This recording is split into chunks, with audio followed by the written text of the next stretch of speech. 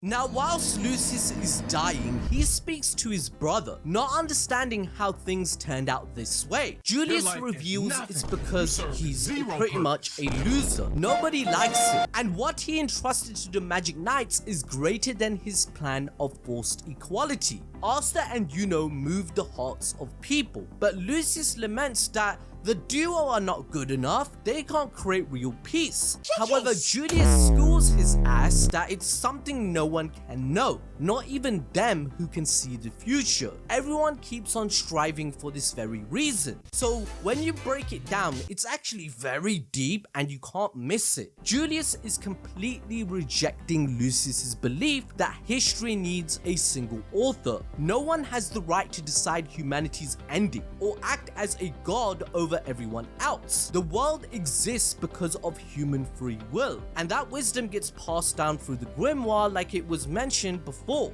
And the moment that freedom is taken away, effort stops mattering, struggle loses its meaning, and growth becomes impossible, right? And that goes against the entire message of this manga and its fundamental idea that you should surpass your limits and strive for the best, never giving up. So Julius, he defends an imperfect journey because without choice, even peace would be empty. But this moment foreshadows something bigger. The birth of a dual Wizard King system. Right now, Asta and Yuno are only 18 years old, and with just a few chapters left, they're on track to surpass even Lumiere, becoming the youngest Wizard Kings in history. But this dual system, it represents understanding. Asta embodies those born without privilege and outcasts that society ignore, and Yuno represents royalty and legacy. Together, they prove that the world can create a natural balance and love. Asta is a Wizard King who understands struggle, and Yuno will be a Wizard King who understands responsibility. Now, eventually, everyone starts to die. The war is won. The world celebrates chanting their name. But Julius has one last act.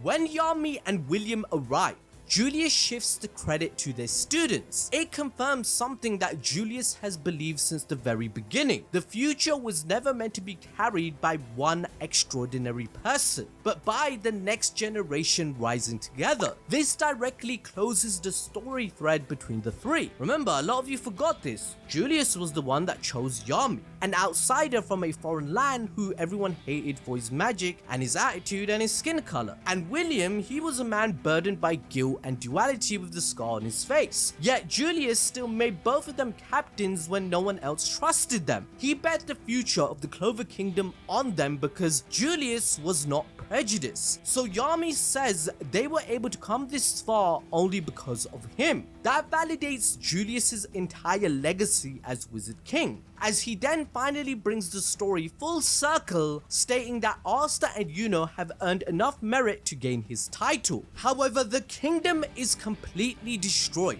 and most people are dead. It's the most casualties the kingdom has seen in centuries. Even Seke is lying on the floor almost dying. Yet even him, he's got the Asta mentality effect in this timeline where my MC has made him a better person, where he goes to thinking I want to be stronger rather than being a coward all the time. We witness Sisgolion almost reaching the afterlife, giving her final goodbye to family. But since we've said I don't know what for 5 years now that no one dies in Black Clover, well that ends up being true once again. Everything Lucius did is undone. Remember how Julius used the marking on his head to revive himself? Well, this 6-pointed star can be used to store magic for later use. He received another one thanks to his twins storing up so much magic from everywhere, but this time it's more busted than ever. If you think about it, technically speaking, it does make sense as Lucius did absorb,